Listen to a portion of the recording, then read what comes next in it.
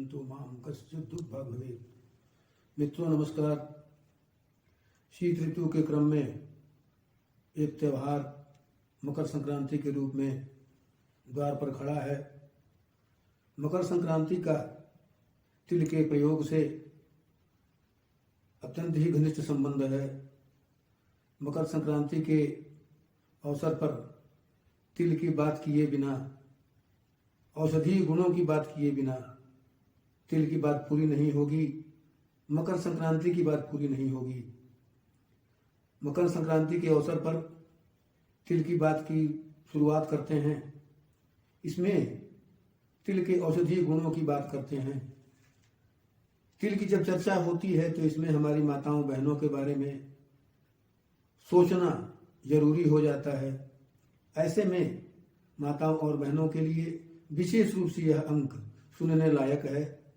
इसमें तिल का जो सबसे पहला गुण है वह है तिल त्वचा के लिए अत्यंत ही उपयोगी।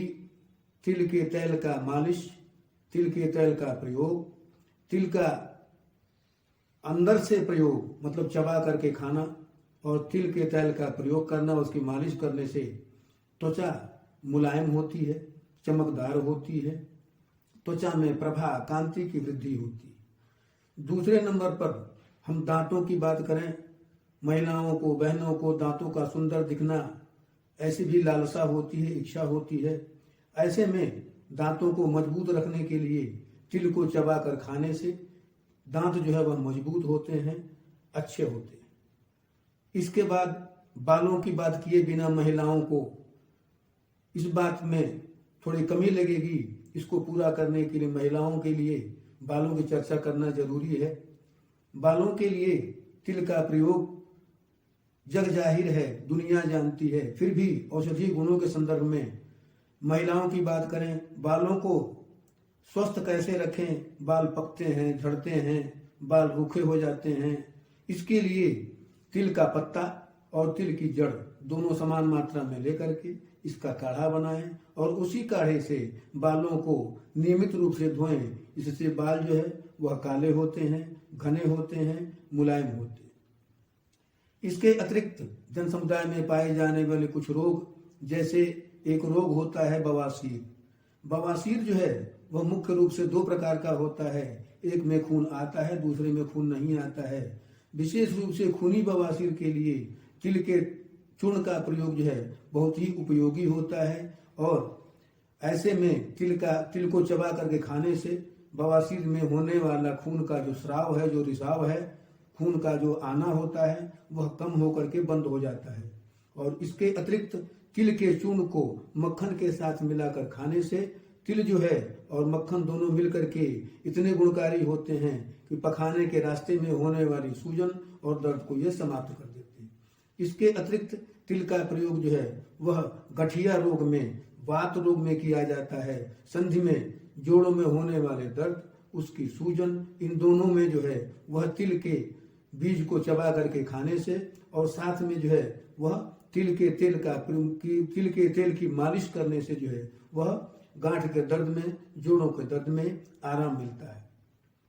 इसके अतिरिक्त तिल का प्रयोग जो है अन्य रोगों, जैसे आजकल जो है हर 10 आदमी में एक आदमी को शुगर की शिकायत होती है। ऐसे में शुगर में होने वाले मूत्र की बारंबारता, बार बार पेशाब होना, पेशाब की मात्रा ज्यादा होना, उसकी शुगर की वजह से कमजोरी होना, ये सब लक्षण दिखलाई देते हैं। ऐसे में तिल का बीज का चूर्ण या तिल के चूर्ण का प्रयोग जो है वह उसको चबा करके खाने से पेशाब की मात्रा कम होती है, उसकी बारंबारता, बार बार पेशाब आना यह कम होता है और साथ में शुगर से होने वाली जो कमजोरी है उसमें भी लाभ मिलता है, कमजोरी दूर होती है।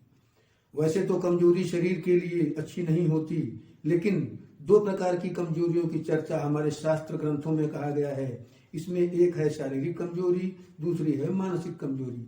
तो तिल का निरंतर प्रयोग चाहे बाहरी रूप से चूर्ण के रूप में किया जाए या अंदर जो है उसका प्रयोग किया जाए, दोनों ही अवस्थाओं में तिल जो है वह लाभकारी होता है।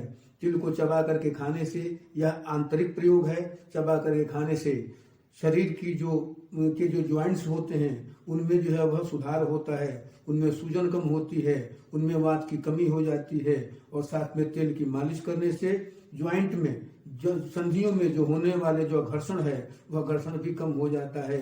अल्टीमेटली जो है, जो इसे साइनोवियल फ्लूइड कहते हैं, उसकी मात्रा की भी वृद्धि होती है।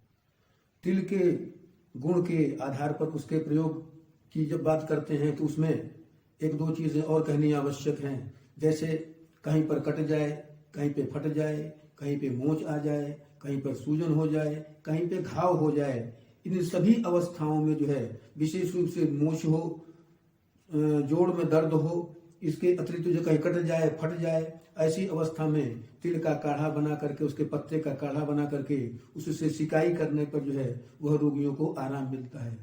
विशेष बात जो है, तिल का प्रयोग जो है, अगर कहीं पे घाव बनता हो, ऐसा घाव जो जल्दी भरता नहीं हो, उसको तिल का प्रयोग जो है, वह तिल का पेस्ट बना करके उसका जो है, उससे वहां पर उसको लेप करने से जो है वह घाव शुद्ध होता है। और तेल के द्वारा जो है उस घाव को भरने से, तर्पण करने से जो है वह घाव जल्दी भरता है, उसमें रोपण कर्म जल्दी होता है। यह समस्त गुण जो है वह तिल के अधीन है, तिल के अंतर्गत आते हैं।